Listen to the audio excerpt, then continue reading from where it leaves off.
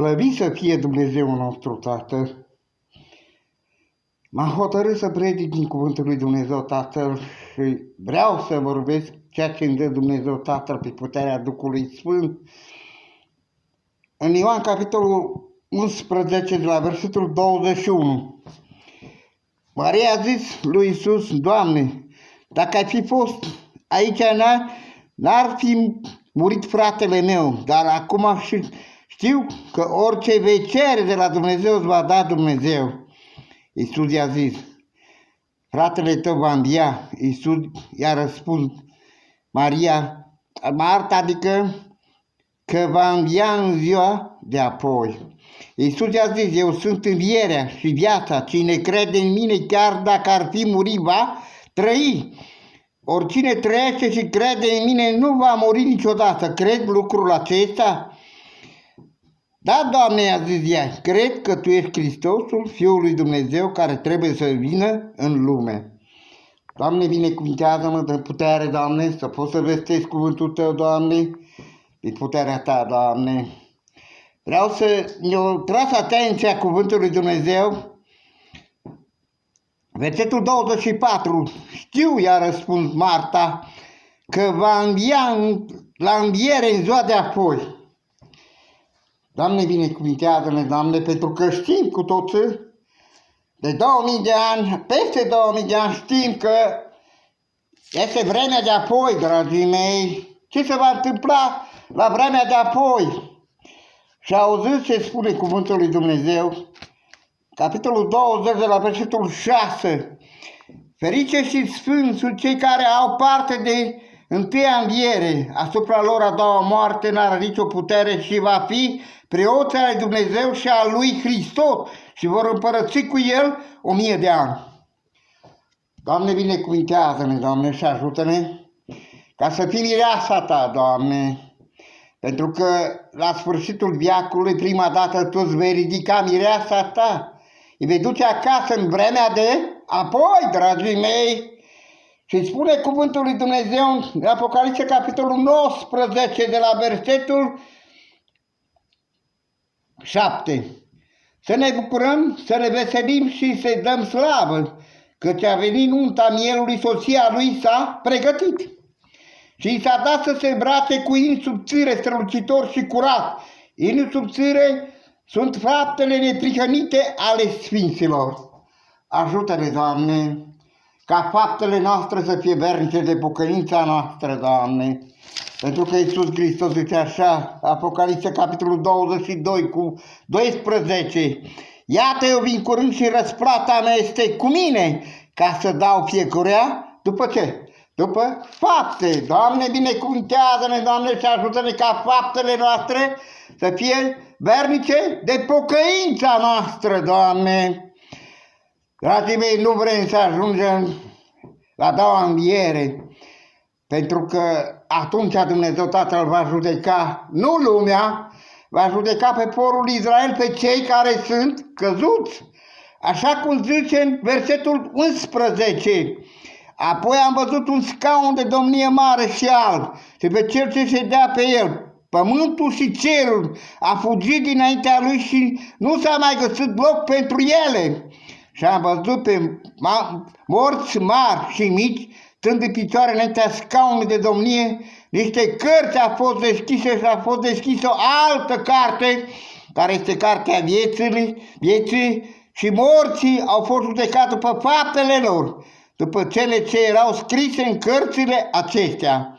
Marea a dat înapoi pe morți care erau în ea, moartea și locuința morților a dat înapoi morții care erau în ele, fiecare a fost judecat după faptele lui.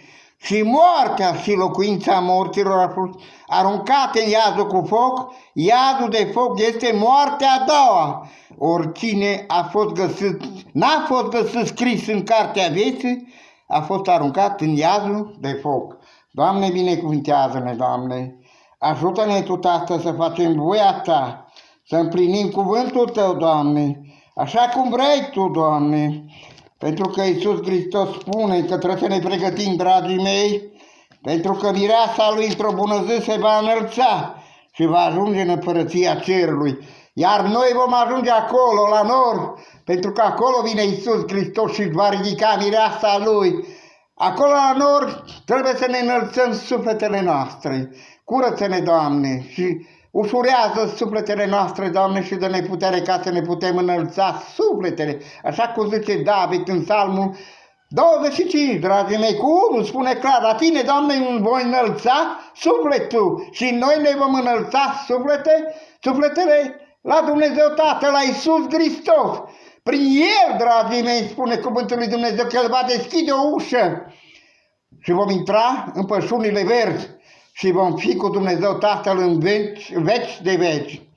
Astăzi nu vedem slava lui Dumnezeu, dragii mei, dar atunci vom vedea slava lui Dumnezeu. Și astăzi vedem slava lui Dumnezeu la cei ce au Duhul Sfânt. Pentru că unde este Duhul Sfânt, unde este Tata, unde este Fiul, acolo este slava Lui și ne luminează viața noastră, ne luminează mintea noastră și ne ajută să slujim înaintea Ta, nu după puterea noastră, ci după puterea Ta, Tată. Îți mulțumim, Doamne, pentru ziua aceasta care ne-ai dat-o, Doamne, pentru că știai, Doamne, că astăzi eu voi predica din cuvântul Tău. Vei ști, Doamne, dacă am ajuns Tu ca să ajung în biserica din moartă și joia și duminica, ca să-ți dau slavă, cinste și binecuvântare Ție, Doamne. Ai milă de noi, Doamne, în bunătatea Ta, Doamne, și nu ne lăsa, Doamne. Și auzi ce spune versetul 13 cu capitolul 7. Și unul din bătrâni a luat cuvântul și a zis: aceștia care sunt îmbrăcați în haine albe, cine se doare și de unde au venit? Doamne, a răspuns eu, Tu știi. Și el mi-a zis: aceștia vin de necazul cel mare. Ei și-au spălat hainele și le-au albit în sângele mielului. Pentru aceasta stă ei înaintea scaunului de domnia lui Dumnezeu și slujesc zi și noapte în templul lui. Cel ce șade pe scaunul de domnie își va întinde peste ei cortul lui. Nu le va mai fi foame, nu le va mai fi sete, nu-i va mai dogori nici soarele, nici o altă arșiță, căci mielul care stă în mijlocul scaunului de domnie va fi păstorul lor și îi va duce la izvoarele apei vieții și Domnul va șterge orice lacrimă din ochii lor. Doamne, nu ne lăsa, Doamne. Asta este vremea de apoi, dragii mei. Asta este judecata care Dumnezeu Tatăl va judeca lumea asta. Doamne, binecuvintează-ne și dă-ne putere, Doamne, pe pământul acesta, Doamne, ca să trecem de la moarte la viață prin Tine, Doamne. Pentru că știm un lucru, dragii mei, prin Adam și Eva o venit moartea pe pământ, dar prin Iisus Hristos El a mântuit sufletele noastre, prin sângele Lui ne-a iertat toate păcatele noastre, le-a luat și le-a aruncat în marea uitării și a făcut un legământ prin sângele Lui Iisus Hristos cu fiecare dintre noi. Ce putere ai Tu, Doamne, acolo în cer și pe pământ. Doamne, mijlocește pentru biserica din moartă, mijlocește, Doamne, pentru România, mijlocește pentru poporul Tău, Doamne. Nu lăsa, Doamne, niciun frate de-a nostru care a făcut un legământ cu Tine ca să cadă, Doamne. Mântuiește-le sufletele lor, Doamne, ajută-ne pe toți care suntem pe pământul acesta până când nu este prea târziu, dragii mei, să ne pocăim cu toți înaintea lui Dumnezeu Tatăl. Nu contează cine e, că-i pastor, că este cine este, nu contează. Cu toții trebuie să ne pocăim înaintea lui Dumnezeu Tatăl. Cu toții îl vom vedea într-o bună zi, în slava Lui, dragii mei. Nu lăsa, Doamne, și binecuvântează-ne, Doamne, biserica din moartă, poporul Tău, Doamne, ajută-ne Tu, Tată, aleluia! Vreau să vă mai citesc ceva, 1 Corinteni, capitolul 15, o să vedeți ce frumosul o să vorbească Domnul și acum, cum va învia morți în vremea de apoi, dragii mei. Și auziți, în versetul 39, nu orice trup este la fel și altul este trupul oamenilor, altul este trupul dobitoacelor, altul este trupul păsărilor, altul al peștilor. Tot așa sunt trupurile cerești și trupurile pământești, dar alta este strălucirea trupurilor cerești și alta a trupurilor pământești. Alta este strălucirea soarelui, alta strălucirea lunii și alta este strălucirea stelelor. Chiar o stea se deosebește în strălucire de altă stea. Așa este și învierea morților. Trupul este semănat în putrezire și învie în neputrezire. Este semănat în ocară și învie în slavă. Este semănat în neputință și învie în putere, dragii mei.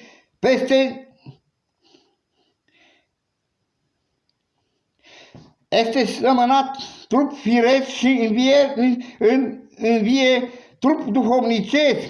Dacă este un trup firesc, este și un trup duhovnicesc. De aceea este scris, omul dintâi, Adam, a fost făcut un suflet viu, al doilea Adam a fost făcut un duh dator de viață.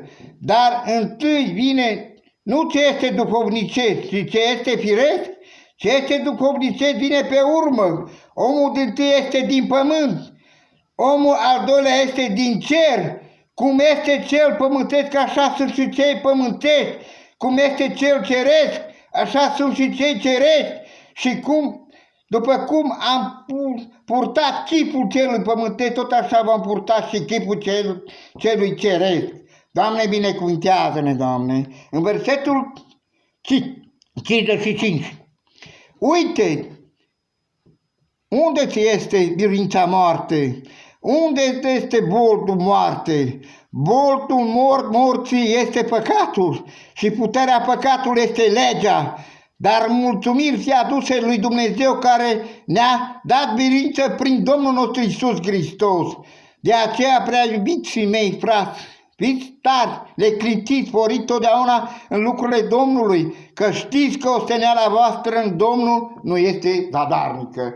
Dragii mei, ați văzut cum a învins Iisus Hristos moartea?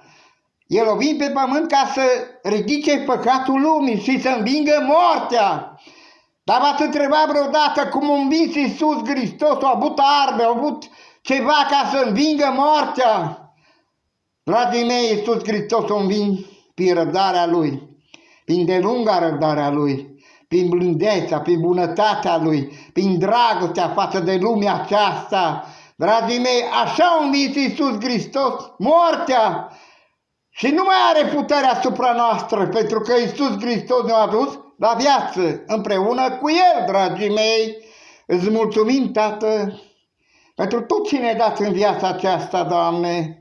Îți mulțumim, Tată, că Tu ai rămas cu noi și vei fi cu noi până la sfârșitul veacului. În numele Lui Iisus Hristos îți mulțumim, Tată, pentru că așa spune cuvântul aici.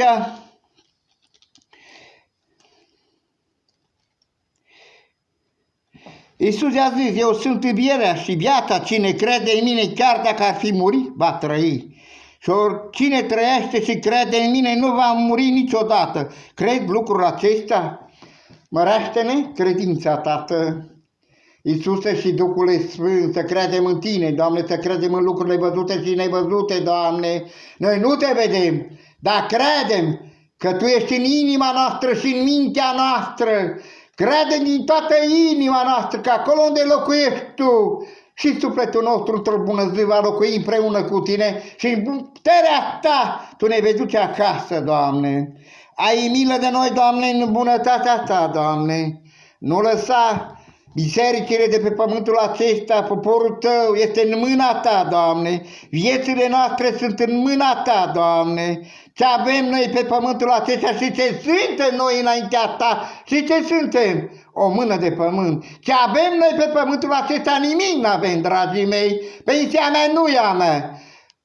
Ce am eu aici, căsile astea nu sunt ale mele. Pământul care le mai am eu nu sunt ale mele, dragii mei. Și sunt al lui Iisus Hristos. până și noi, sufletul nostru și trupul ăsta nu sunt ale noastre, pentru că sunt al lui Dumnezeu nostru, Tată. Doamne, binecuvintează-ne, Doamne, dă-ne putere, Tată, să facem voia Ta, să nu cădem de pe calea Ta niciodată, Doamne.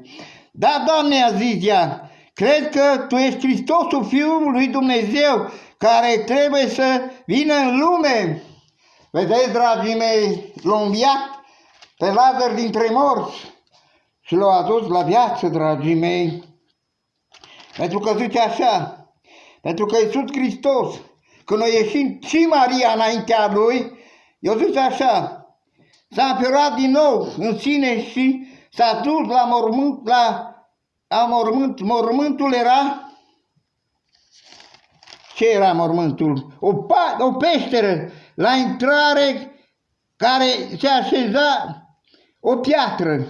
Dați piatra la o parte, a zis Iisus. Marta, sora mortului, a zis, Doamne, miroase greu, că este mort de 4 zile. Iisus i-a zis, nu ți-am spus că dacă vei crede, vei vedea slava lui Dumnezeu. Au luat dar piatra din locul unde zicea mortul și Iisus a ridicat ochii în sus și a zis, Tată, îți mulțumesc că m-ai ascultat. Știam că totdeauna mă ascult, dar vorbesc astfel pentru norodul care stă împrejur ca să creadă că Tu m-ai trimis. După ce a zis aceste vorbe, a strigat cu glas tare, Lazar, vino afară.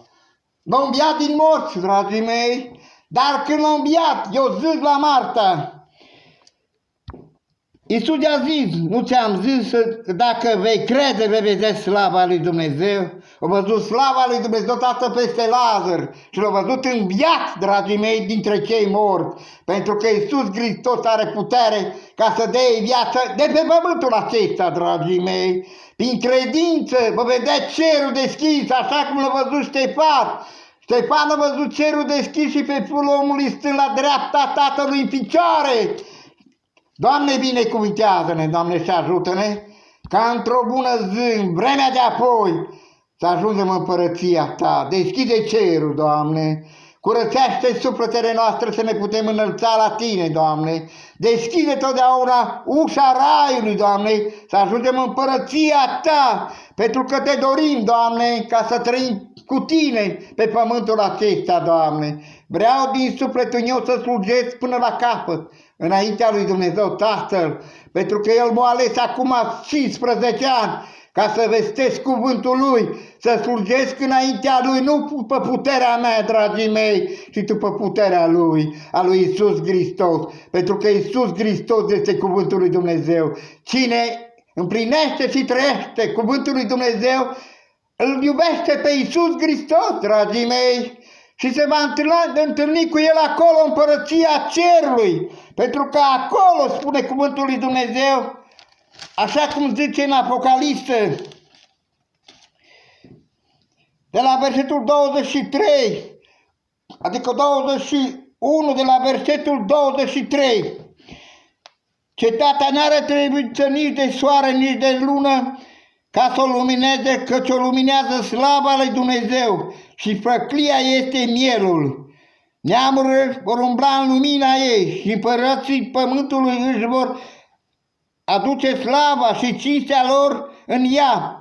Porțile ei nu se va închide ziua, fiindcă ea nu va fi noapte, va fi noapte. În ea se vor aduce slava și cinstea neamurilor. Nimic întinat nu va intra în ea. Nimeni care trăiește în spurcăciuni și în minciuni, ci numai cei scriși în cartea vieții. Doamne, binecuvintează-ne, Doamne, și ajută-ne Tu, Tată. Și versetul 22 cu 1 spune așa, și mi-a arătat un râu cu apa vieții limpede ca cristalul care ieșea din scaun de domnia lui Dumnezeu și al mielului, mijlocul pieții cetății și pe cele 2 maluri ale râului era pomul vieții, rodul frunzesc, rodind 12 feluri de rod și când dând rod în fiecare lună și frunzele pomului slugeau la vindecarea neamului. Nu va mai fi nici vrednici de blestem, acolo scaunul de domnie al lui Dumnezeu și a mielului va fi în ea. Robii lui îi vor sluji, ei vor vedea fața lui și numele lui va fi pe frunțile lor. Atunci nu va mai fi noapte și nu vor mai avea trebuință nici de lampă, nici de lumina soarelui, pentru că Domnul Dumnezeu îi va lumina și îi va împărăți în veci de veci. Doamne, binecuvintează-ne, Doamne, și ajută-ne Tu, Tată. Și Iisus, eu vin curând, ferice de cei ce păzesc cuvintele prorocite în cartea aceasta. Doamne, ajută-ne, Doamne, ca să vestim cuvântul Tău până la capăt, Doamne, pentru că ne-am angajat ca să slujim înaintea Ta, nu cu puterea noastră, așa cum am zis, și puterea Ta, puterea Duhului Sfânt să rămâie cu noi, pentru că în lumea aceasta Dumnezeu Tatăl și-a făcut lucrarea Lui, ani de zile, mii de ani, dragii mei. Iisus Hristos lucra pentru Dumnezeu Tatăl 3 ani și 6 luni. Dar acum, dragii mei, spune cuvântul lui Dumnezeu, că o trimis pe pământul acesta Duhul adevărului, care va rămâne cu noi până la sfârșitul veacului. Doamne, binecuvintează-ne, Doamne, și nu lăsa ca inimile noastre să fie singure pe pământul acesta. Tu te-ai înălțat la Tatăl nostru, Tatăl nostru este în ceruri. Ai lăsat peste noi, Doamne, astăzi Duhul Tău cel Sfânt. Mângâie inimile noastre, Duhule Sfânt. Ajută-ne, dă-ne totdeauna Duh de rugăciune, Duhule Sfânt. Și ajută-ne să ne închinăm și să ne rugăm înaintea Ta, așa cum îți place Ție, așa cum e zis în Măritencii, închinători adevărați, care se vor închina înaintea mea, vor fi cei care se vor închina în Duh și adevăr. Astfel de închinători își dorește Tatăl nostru. Îți mulțumim, Iisuse, pentru Duhul Tău cel Sfânt care l-a lăsat peste noi, Doamne. Nu suntem singuri în lumea aceasta și nici în bisericile noastre, pentru că în lumea aceasta ne-ai dat putere, chiar dacă greșim înaintea Ta. Tu, Duhule Sfânt, ne aduci de aminte să ne cerem iertare înaintea Tatălui și în bunătatea Ta Tu te duci de multe ori, că nu știm să ne rugăm. Tu te rogi pentru noi înaintea Tatălui și ceri iertare pentru noi, Doamne. Îți mulțumesc, Doamne, pentru că sunt 20 de minute când am slujit înaintea Ta și mă opresc aici, că nu vreau să mă plictisesc, dragii mei. În numele Lui Iisus Hristos îi mulțumesc pentru ziua aceasta care o rândit-o și El a rămas cu noi, cu biserica din Moardă și cu Moardășul întreg și schimbarea care ai făcut-o Tu, Doamne, în viața noastră. Ajută-ne să rămânem născuți din nou și să trăim în Tine și Tu să trăiești în noi prin puterea Duhului Tău cel Sfânt. În numele Lui Iisus Hristos îți mulțumesc. Aleluia, aleluia. Îți mulțumesc, Tată. Vă mulțumesc că ați avut răbdare să mă ascultați. Amin, Doamne.